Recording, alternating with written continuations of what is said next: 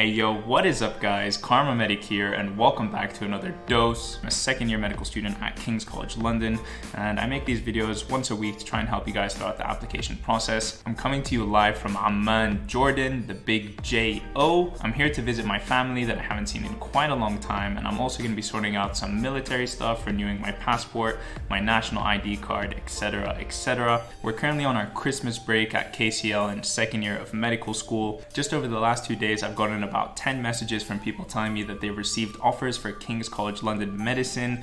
I can't believe it. That's so exciting. Well done to all you guys. Congratulations. I'm sure you guys smashed the interviews if you've been getting your offers. And to everybody else waiting for an offer, have patience, have faith. It's a bit of a process, and as long as you haven't heard back from the medical school, you're still in the running. They're still considering your application. So don't give up, have some faith, be patient, and hopefully more offers come through. If you do get offers, please do let me know. It's so cool to be able to follow you guys through the journey from studying for the UK CAT and the BMAT, sending in your applications, getting interviews, and now actually receiving offers. That's something that really keeps me going, keeps me motivated to make these videos. So if you guys do receive any offers, please do let me know. So yeah guys, thought I'd record a video here as well. I'm coming to you with my full scruffy beard, some traditional Arabic tea, and also my traditional Arab robe. Probably looking like a big fat black bear right now, but bear with me as we get through this MMI video. So today the topic that I want to cover is how do you deal with stress, or how do you cope with nerves or stress at an MMI interview or before a big presentation or anything like that. I know I am one hell of a stressful person when it comes to giving presentations or doing interviews or anything like that. So I want to talk to you guys a little bit about my experience, how I tend to deal with stress, how I cope with it, some tips and tricks that you guys can use before your MMI interviews as well. And without further ado, in this very traditional Arab clothing, let's get right into the video. All right, so let me take you guys back to 2013 when I was applying to medical school for the first time out of Athens, Greece, and I was applying to the UK for medical school. I applied to Cambridge, Edinburgh, King's, and Imperial. All the top schools that I could think of at the time. I ended up getting rejected from everywhere, but I got an interview at Cambridge. I didn't really know what to do. I didn't know how to prepare for interviews.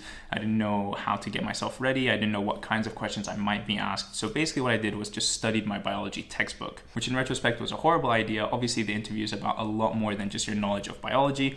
But anyway, that's what I did because I didn't know what I was doing, and I ended up bombing the interview. But the key point is that I didn't bomb the interview because I studied the wrong things, although it definitely wasn't the best thing to do.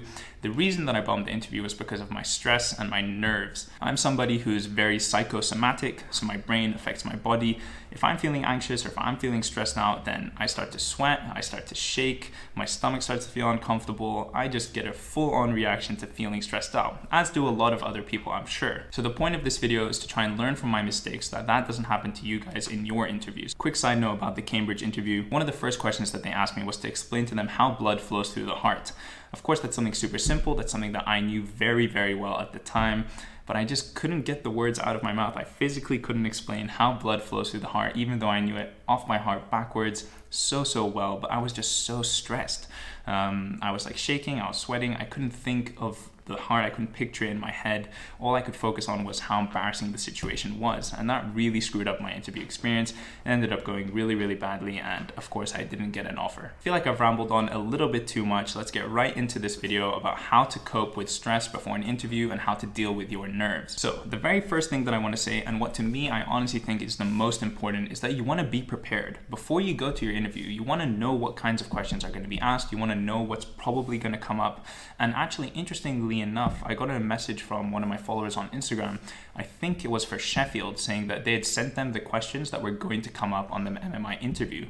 And they did that so that students wouldn't have a prepared answer. They would be able to see the question, really think about what it is that motivates them to do medicine, or what it is that they liked about their work experience, and give that answer in the interview. So I thought that was really interesting, and I think medical schools will probably be moving towards that in the future, letting their students see the questions so that they don't just prepare random ready-made answers. Anyway, I keep on rambling. Back to the tips. So the first thing is to be prepared. If you Google like King's College London Medical School interview questions or Imperial med school questions or whatever, you will get a list of questions that are very likely to come up in your interview. For example, why do you want to be a doctor? Why do you want to study medicine? What about this medical school makes you want to be here or makes you want to apply here? Tell me about your work experience. These questions are almost guaranteed to be asked at your interview, so you better have a really good answer. You better have thought about it in detail, you better have practiced saying that answer out loud, and you better be ready to give that answer in an interview. It may sound cheesy, but feeling confident in your ability to answer questions is one of the most important things. You want to know your main stories off by heart. You want to know your reflections off by heart. You want to know the main points that you took away from each of your work experiences. You want to be able to describe those and share those in vivid detail in a way that is concise but important to the interviewer so that they know what it is that makes you a good medical school candidate. And I've made several videos on this topic about how to prepare for medical school interviews, about finding the questions, writing out your answers, practicing talking them out loud. I'll link them in the description somewhere here on the screen. Definitely watch those. Definitely do your preparation. It's super important. Before my King's College London interview, I had prepared for all of my Canadian interview exams. I had also done and prepared for the Bristol Medical School interview. So when my KCL interview came around, I honestly felt ready to answer any question that was going to get thrown at me. And in fact, every question that they asked me at the KCL interview, I had done some variation of. I had already answered that question. I had already said it out loud. So I knew exactly what I wanted to say. I was just a matter of going through the stations and saying it out loud. Anyway, so preparation is number one. Make sure you prepare. Number two, and I say this to everyone who sends me messages on Instagram saying, Nasser, Karma Medic, what do I do? I'm really stressed. My interview's tomorrow. I always say the same thing. And I say two things. But the first thing is, make sure that you try and treat the interview as a casual conversation as opposed to like a formal interrogation. Remember that the interviewers, they just want to know more about you. They want to know who you are, why you are such a great candidate, why you're going to be a good addition to their medical school. They really, when it comes down to it, they just want to learn more about you.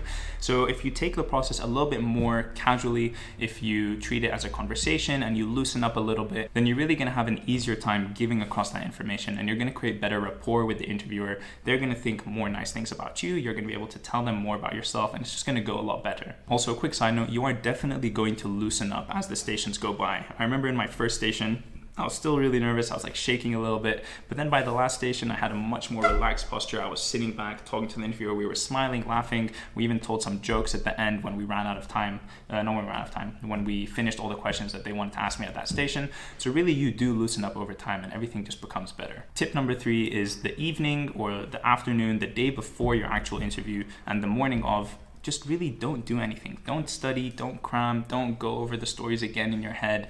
Just take it easy, relax. At this point, you've probably been studying or preparing for like a week or two, maybe even more. You've done a lot of work. And if you keep on studying till the last second, I know at least for me that really stresses me out. And that makes me confused and makes me self-doubt and think that I'm not prepared enough. So really just the day before, take it off. Watch your favorite movie, watch your favorite YouTube videos, listen to your favorite book, listen to music, whatever it is. Just keep yourself calm, relax yourself. Don't put any additional stress on yourself right before the interview. At this point, you know everything that you're gonna know and you just have to do your best. If you do wake up in the morning and you know that there's a couple of things you wanna quickly brush over to refresh your memory or keep them nice and close to the forefront of your mind, that's totally fine, obviously. Like, make sure you cover the things that you want to cover if that's what makes you comfortable. But what I'm trying to say is don't cram or stress really hard the night before or the morning of. It's better to just take it easy and keep yourself, your mind, and your body calm. Like I mentioned before, I'm very much like a sweaty person, a shaky person. I get quite nervous around interviews, formal presentations, and anything like that.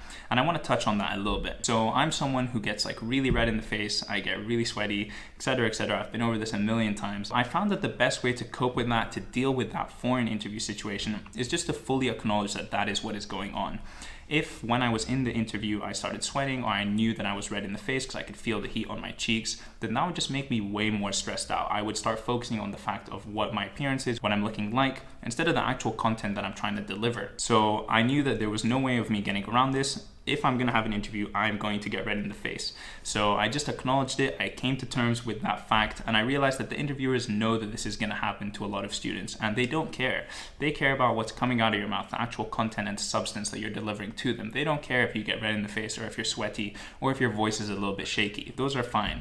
Interviewers know that students are going to be nervous, and it's okay. So just coming to grips, or whatever the phrase is, with the fact that I was going to get red in the face just made me feel a lot better about the whole situation. Tip number 5 that I want to cover is exercise.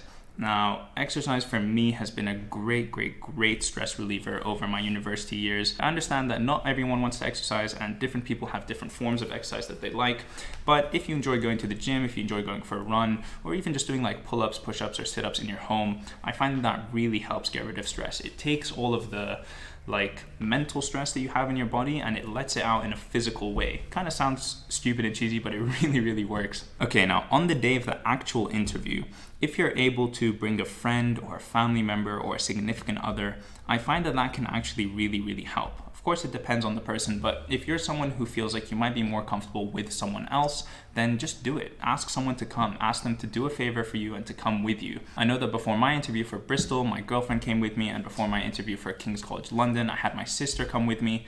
And just for those like 20 minutes, half an hour before the actual interview, having someone to talk to who you're familiar with, who you're comfortable with, can really help ease your nerves. If you don't have someone with you, or if that's something that you don't prefer, then I would definitely recommend just listening to some music, walking around. It looks like my camera stopped recording halfway through that video. I think what I was talking about was that if you can bring a significant other, a family member, or a friend with you to the interview, then you should go for it. Don't feel shy or feel embarrassed about asking someone to come with you or having someone accompany you when you're there. Even if it's your mom, your dad, your sister, whatever it is that makes you feel comfortable. If you think that you're gonna be able to relax a little bit more, if you have someone to talk to about random things, just to calm your mind and ease yourself before the interview, then just do it. The most important thing is that you feel best prepared for the interview setting. My next tip is slightly related to the previous one, and it's that when you're waiting to go in for the actual interview, when you're there sitting with all of the other candidates, if you're someone who feels like you don't want to make small talk or you don't want to talk to anyone else in the room, then don't feel obliged to talk to other interviewees or any people there as part of the administration or anything like that. If you want to just listen to your music, listen to your audiobook, or just stare at the wall, then you do you. Don't feel obliged to make small talk or anything like that. I know that it definitely helped me. I didn't mind making conversation with anyone who was there. It just sort of helped me get my mind off of what was happening and make me forget that I'm actually about to do one of the most important interviews of my life. But you know, for some people that doesn't work and they just want their own alone time. So if you are that person, don't feel obliged to talk to anyone else. Give yourself some space, be by yourself, and try and calm yourself down. Now, another tip that I want to touch upon is about how you dress. And I don't want to talk about this tip because you need to dress a certain way, or you need to be super formal, or smart casual, business casual, whatever.